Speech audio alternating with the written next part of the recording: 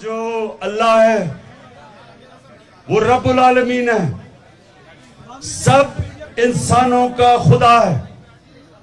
یہ آپ نے سب نے سمجھنا ہے کہ مسلمانوں کا جو رب ہے وہ سارے انسانوں کے لیے ہے۔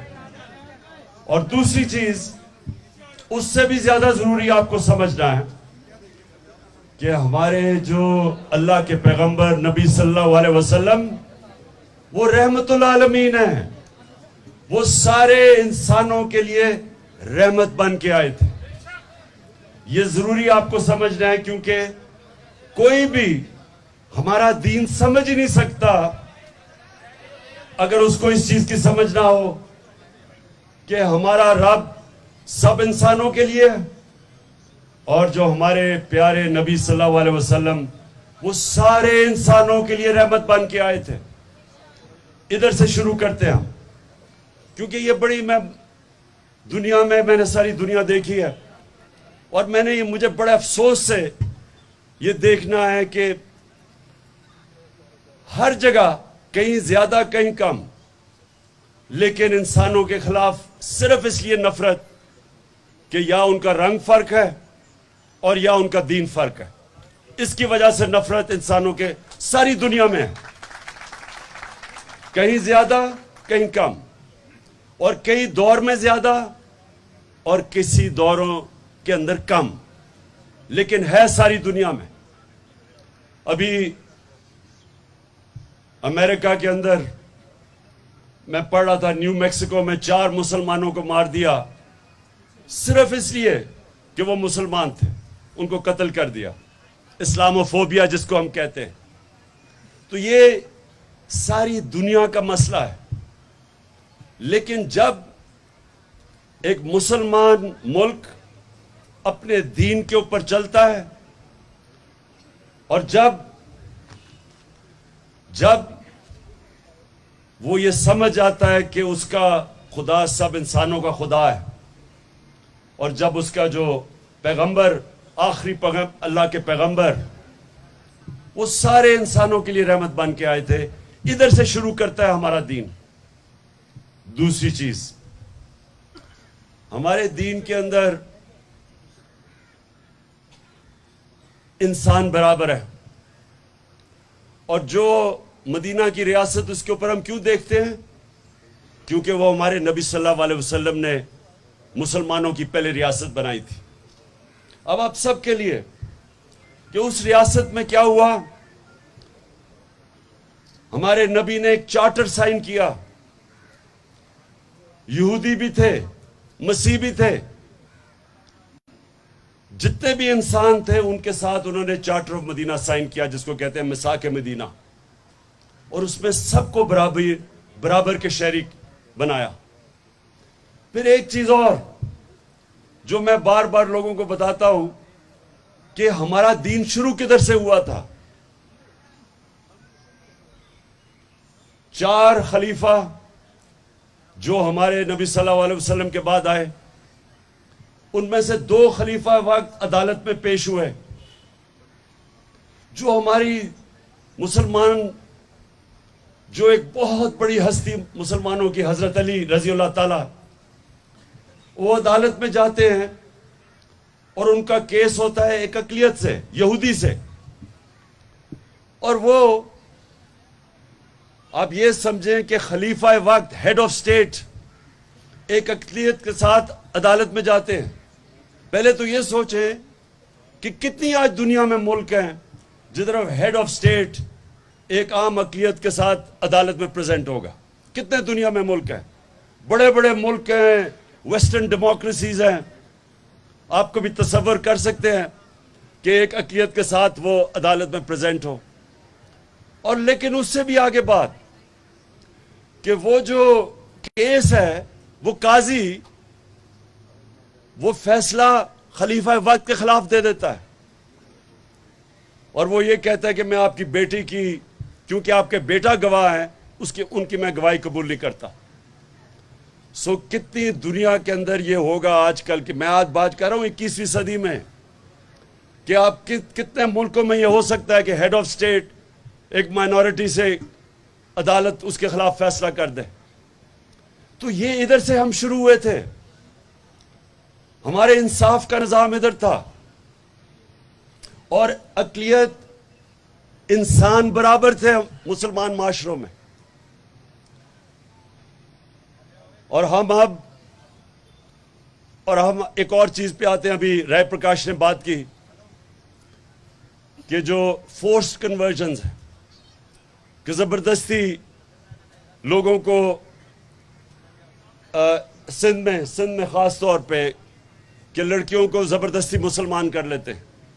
دیکھیں قرآن کی واضح آیت ہے, دین میں کوئی زبردستی نہیں, یہ اللہ کا فرمان ہے. جب بھی کوئی مسلمان یہ کرتا ہے وہ اپنے دین کے خلاف جاتا ہے, وہ اللہ کے فرمان کے خلاف جاتا ہے کہ زبردستی کسی کو دین کی طرف لے آئے. جو ایمان ہے یہ سارے سمجھے کہ اللہ قرآن کے اندر اپنے حبیب کو, جو انسان جس سے اللہ سب سے زیادہ پیار کرتے تھے, نبی صلی اللہ علیہ وسلم کو کہتا ہے کہ اے نبی تمہارا کام ہے صرف پیغام دینا. یہ سن لیں ذرا, میں اپنے مسلمانوں کو بھی یہ بتانا چاہتا ہوں. اللہ اپنے حبیب کو کہتا ہے کہ تمہارا کام ہے صرف پیغام دینا. اگر وہ دین کی طرف آتے یا نہیں آتے یہ تمہاری ذمہ داری نہیں ہے, یہ اللہ کے اوپر ہے کہ وہ کسی کو ہدایت دیتا یا نہیں دیتا.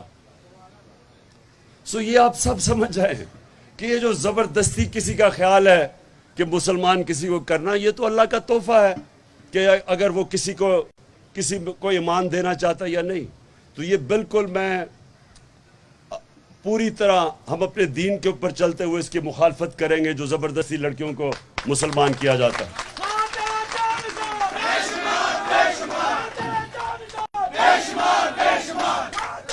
بس بس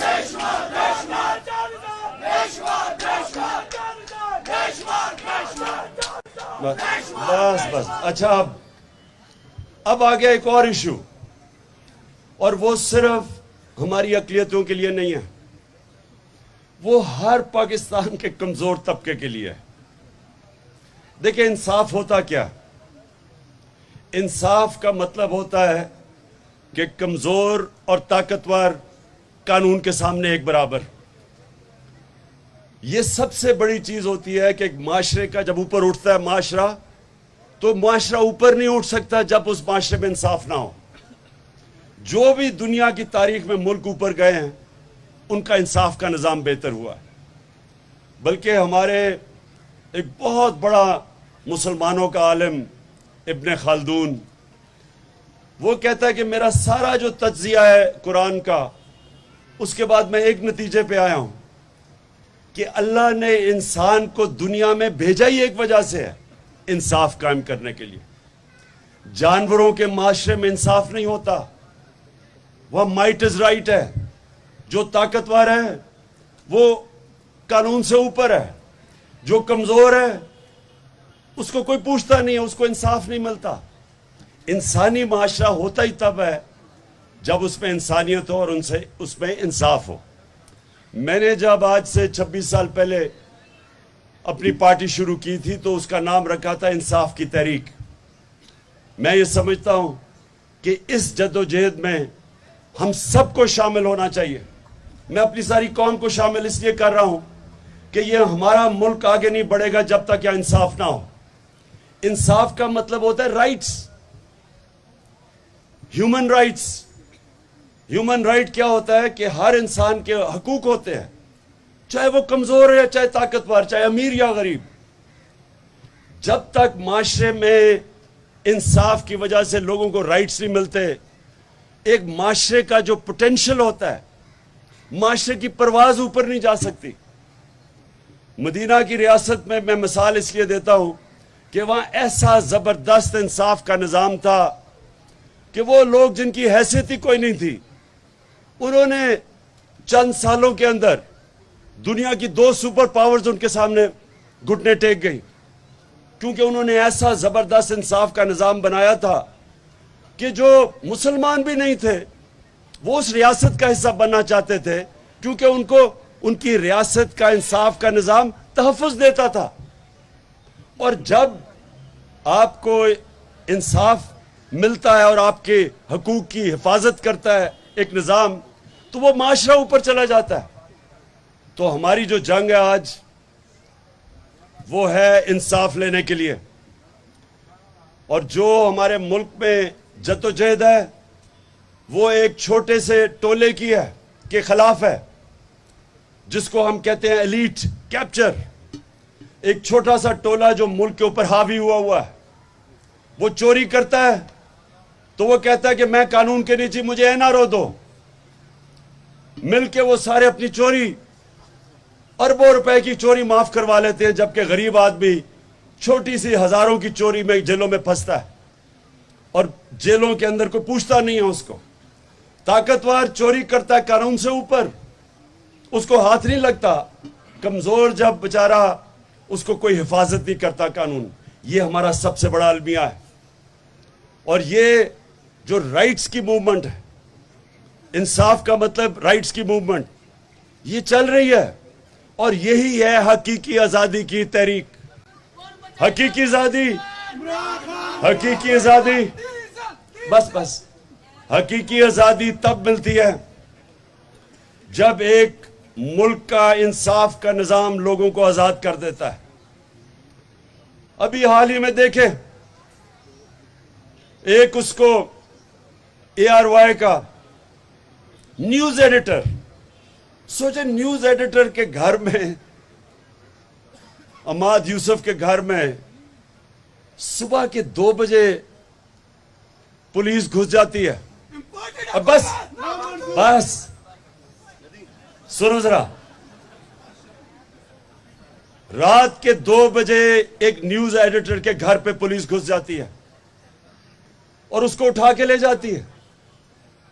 और उसकी बेटी, वो कहते हैं बेटी शौक में थी कि कौन किस घर के अंदर इस तरह का कोई आके किसी को उठा के ले जाए। किसी मुहज़्ज़ब माशरे में नहीं ऐसे होता।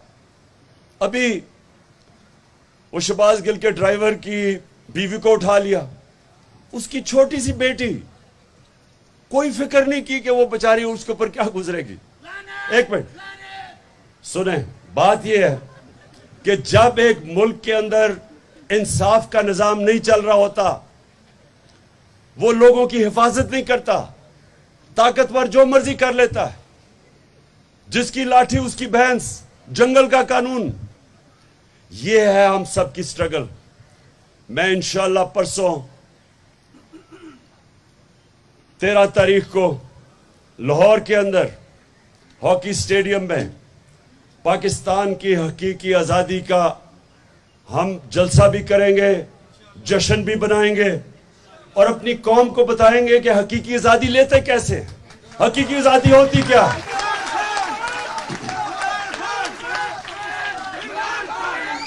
कायदे आज़म आप सबको पता है या पता नहीं कि कायदे आज़म ने जब अपनी सियासत शुरू की थी तो इनको हिंदू मुस्लिम एम्बेसडर समझा जाता था, यूनिटी एम्बेसडर, को वो हिंदू और मुस्लिम को इकट्ठा करेंगे। ये याद रखें कि कायदे आज़म की जो शुरू की सियासत थी, उनकी कोशिश थी कि हिंदू मुस्लिम मिलके अंग्रेजों से आजादी लें, अंग्रेजों से आजाद हो। और फिर क्या हुआ, उनको आहिस्ता आहिस्ता ये खौफ आना शुरू हो गया कि वहां ऐसे लोग थे,